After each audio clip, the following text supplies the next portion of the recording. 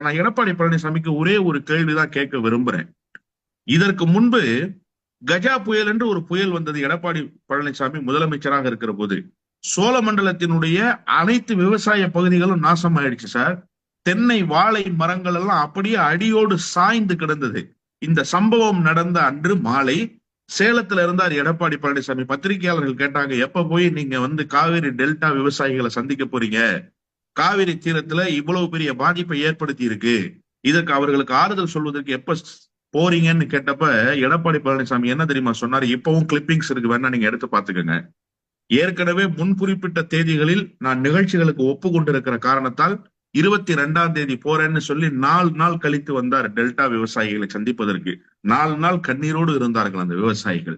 4 நாட்கள் மின்சாரம் இல்லாமல் இருந்தது அந்த பகுதி முழுமைக்கும். 4 நாட்கள் குடிதண்ணீர் கிடைக்காமல் இருந்தார்கள் அந்த பகுதியினுடைய மக்கள். இவர்தான் அந்த நேரத்தில்